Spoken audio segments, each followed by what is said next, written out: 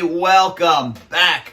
I'm Frank. I am the guitar player and singer in a band called Big City Circus, and I can teach you how to play guitar. And if you're here for lesson 4 and you've done 1, 2, and 3, you are on your way. So today we're here. All right. This is one of the 2 lessons that I say, if you can master lessons 4 and 5, you are well on your way to being able to play just about anything, learn new things, call yourself a guitar player. All right. So I hope you're pumped. I hope you're stoked about that. But in order to get through lesson 4, we're going to have to really briefly go back to lesson 1 when we were playing 60s garage rock hits like Louie Louie and Wild Thing. Instead, I'm going to use what you know to teach you how to read tablature, or what we sometimes call tabs. And it's a way of looking at music like this, where you can see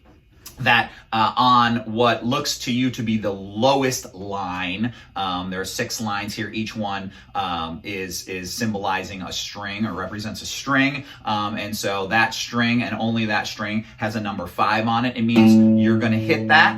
If you see it twice, you're going to hit that twice. You're going to have to kind of figure out your timing a lot of times when you're using tablature. But as you continue to play, that'll all make a lot of sense. Then you'll see that the next string up, the 5th string, the A string, has you at the 5th fret for a couple notes. And so this is how tablature works. And so sometimes there will be a lot of notes right in line with each other. And that means that you're going to be playing a chord. You're going to be playing all those notes at the same time. So we're going to look at a simple tab here, all right, for half of a bar chord, or we'll call it a power chord. And so it's going to be 3 notes, all right. It's going to be that same. Your index finger is going to be at the same position on the 5th fret, and then your ring finger is going to be basically 2 frets over, and the next 2 strings down, the 5th string and the 4th string, and you're going to play all 3 of those together. You only have to play those 3 for now, but I'm going to show you at the end here a way that you can play basically all the available notes. But the position you're holding right now, where you are hitting 1 string, all right, the highest, closest string to you, and you can do this on the 5th or the 6th fret. So sometimes the 5th will be the one that's closest to you, and you're just not really playing the 6th string. But anyhow, you can play this position that we have you in here. And I'm saying position, not like first position, second position, but the way that your hand is, the way that your hand is gripping the guitar or the strings, whatever. The first finger being on 1 string, and then in your ring finger being 2 frets over and the next 2 strings down. No matter where you play that on the guitar, because of the way that the guitar neck is laid out, that's always a chord. All right, a little bit of a clarification here. In this video, I say that a power chord is a chord a lot. It's really a dyad. Chord technically has a note in it that gives it a major or minor quality. Don't worry about that a ton. But technically that we're playing, say here in the A power chord, an A, an E, and an A again. That's really only 2 notes, A and E. When there's 2 notes together like that, we call that a dyad, di meaning 2. So don't get hung up too much on this. Call them power chords if you want. Really, you're probably going to practice them way more than you're going to talk to anybody about them. But for pure music theory, this is not exactly a chord, which should have 3 distinct tones in it, 3 notes. So like an A, an E, here we go with A again, but then this C sharp, or a C, the C sharp is the A major, and the regular C is the A minor, and that's that major minor thing. So let's not get hung up on it too much. Let's just get back to the lesson of a bar chord. And so then what you're going to do is, just like you moved down one string to play the D when we were first learning Louie Louie or Wild Thing, you're going to move that whole configuration down one string each. So now the index finger is going to be on the 5th string, and your ring finger is going to be on the 4th and 3rd strings. All right, that is your D power chord. You're going to slide it up to E, which is going to start at the 7th fret. You're on the same sets of strings. All right, and then back down to the 5th fret. And we're still playing A, D, E, D, all right? And compared to what we learned just a few lessons ago, it sounds a little bit more full. And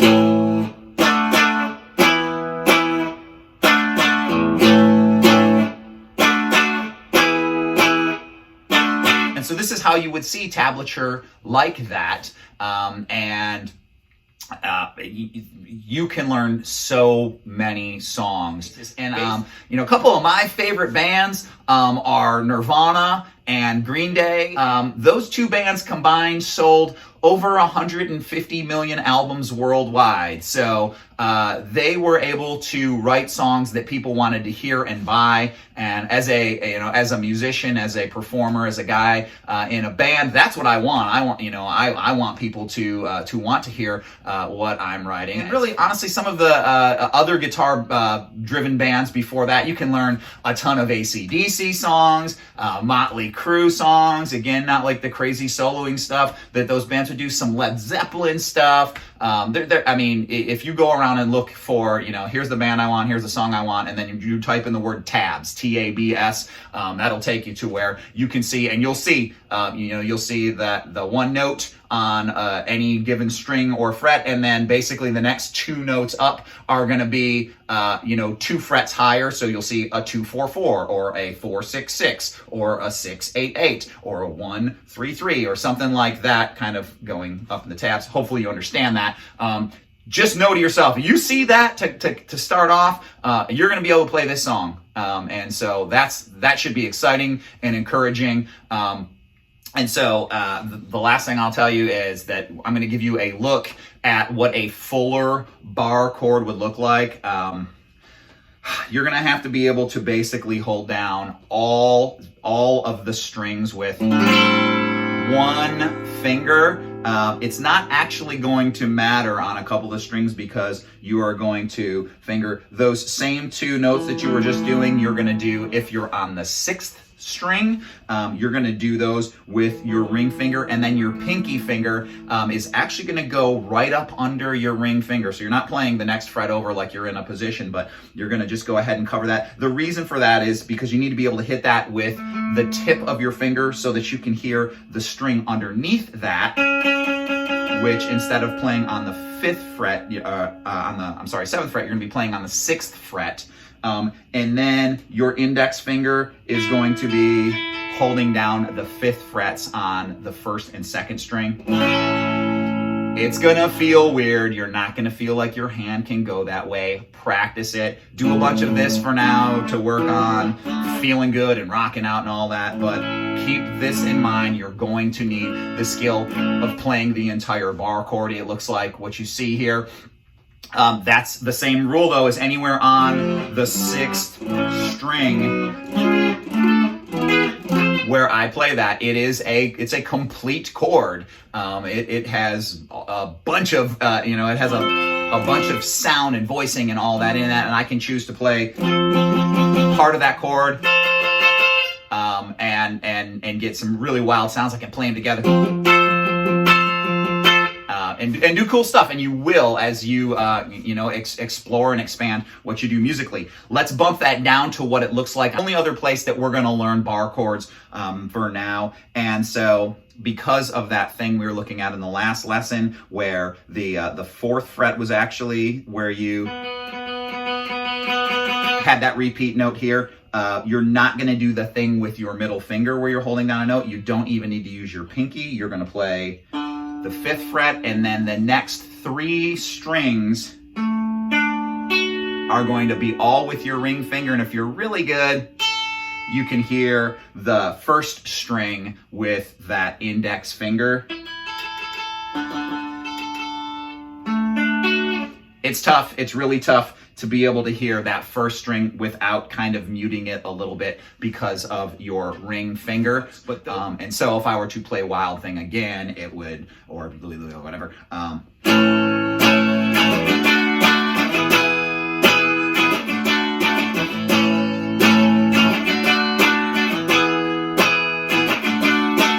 Please don't get frustrated with yourself if you're not the master of that by the end of the day. It took me, I don't know, probably 3 months of trying to play a couple of songs like that every single day. I mean, I just kept trying to get, and I'd hold the chord, and then I'd be, okay, that's not, I'm not getting a full note there. I gotta push a little harder with my pinky.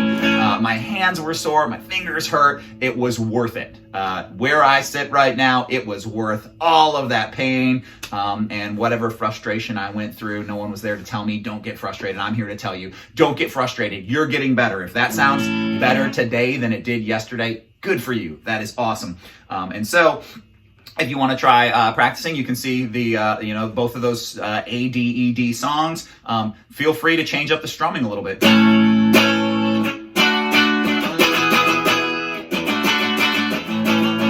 Have fun. Please always have fun. And so I told you that maybe we'd learn another song. I like Nirvana. They wrote an iconic riff that when we heard on the radio in 1991 absolutely changed the way people felt about guitar rock. And so we're going to play just power chords to Smells Like Teen Spirit. That is going to be on the 6th string 1st fret, kind of 1st position, then the 5th string 1st fret, 1st position. Then we're going to go to the 4th fret, but the 6th string again, and then drop that down to the 5th string. So it's going to be a boom, pound, boom, pound, and you can already tell it's going to be Smells Like Teen Spirit.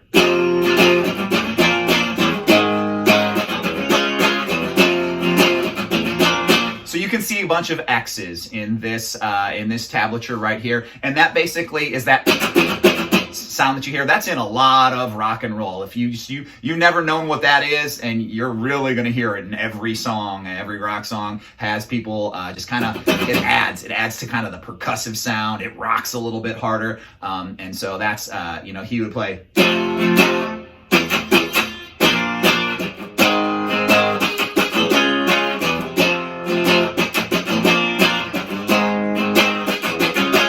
Realize that I just played the full bar chord. I'm sorry, I have a habit of that. So if you're playing the power chord. So go and rock. Play bar chords and power chords all up and down the neck. Start looking for tabs. Start learning some music. Email me, drop something in the comments. Let me know what awesome song that you've always wanted to learn how to play you are getting a little bit of sound out of, even if it's not a ton, it doesn't sound great, but you've always wanted to learn. When I Come Around by Green Day, and when you play it and you send it to me and the video sounds like... I am going to celebrate. I'm going to shout out from the rooftops that you are doing an amazing job. I'm going to tell you you're awesome, and keep rocking on, and come back and see me in video 5. We're going to learn some open chords, and honestly, one more song. It's the only other song that I'm going to teach you that I haven't written myself. I think in future videos I'll use some of my music so that people will hear it, and because I'm not 100% sure how copyright works. So rock on and come back and see me for video 5.